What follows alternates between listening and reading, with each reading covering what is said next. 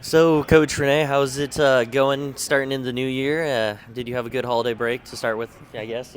Yeah, thanks. Had a really good holiday break. Got to spend some time with the family, with my missus, my significant other. Just a really good, relaxing time. Energized, ready to be back, and get the second half of the season going.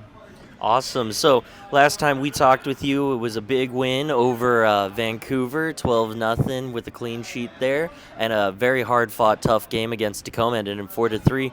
Since then, you guys went on the road trip and the holiday break, so it's been 5 months since you've been back in the building playing a game, and this weekend's your first one back. How's that feel to start the new year and mid-season kind of with that? Yeah, honestly, to start out the season off against Tacoma is tough. The defending whistle and national champs. But I think that the guys really like took it to them. I think we took it down to the wire there, and we showed bits and pieces that were really good. And I think that that's carried throughout the season. We've played a very hard first half of the season, like I mentioned, playing Tacoma, not only at home but already away. We played Bellingham away. We played South Sound away. Those are all really tough opponents and really tough matches to win on the road. Um, Again, I think the team has showed really brilliant pieces, and I think that we've had some lapses in judgment that have cost us some of those games. But overall, I think I can see the ideas starting to form. I can see it starting to come together, and it gives me a lot of hope for the second half of the season.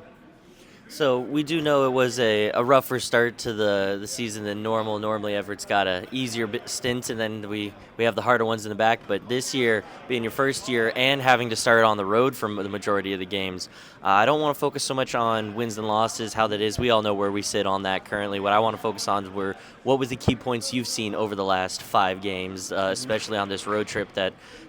These are long travelings. We've crossed pretty much the whole state to go Bellingham to Tacoma twice now because South Sound Yeah. plays down there. So, well, what's the positives that you've seen out of those road games from these boys? Yeah, I think the positives and the biggest thing that I take from this group of guys is the mentality. I knew that coming into this new job as head coach and leading this team, I knew what they had in their heads. I'd seen them as fans before, and one of the things that I really appreciated in seeing them was the grit that they have, the desire, the passion for the game. Me coming in, my role was basically to teach them the game of arena soccer, and I know that speaking with past coaches and some of the veteran players, that hasn't really been something that was taught before. It's just get on the field and play, and it worked because we have a really good group of individual players.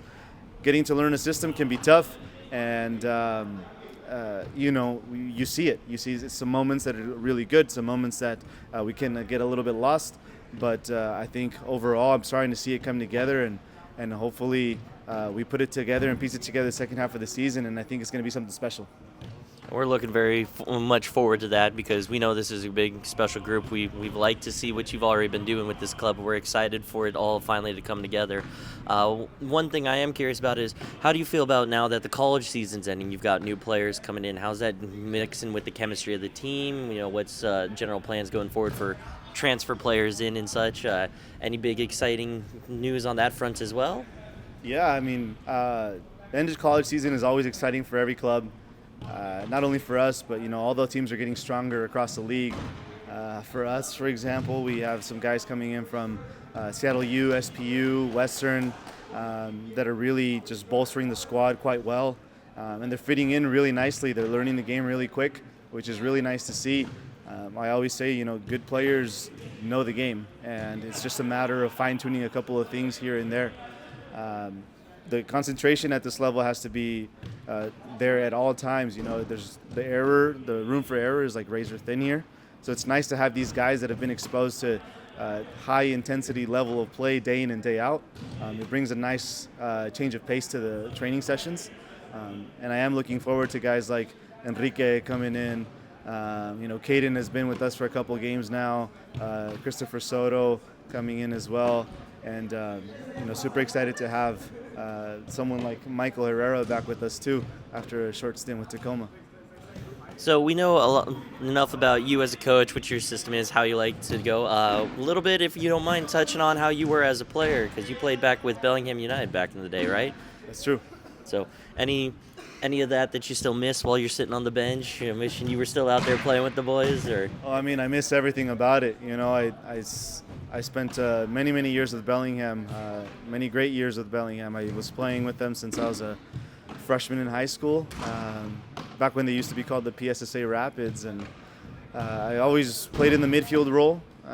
So I was always more of like a holding mid or an attacking mid, depending on what the coach's system called for.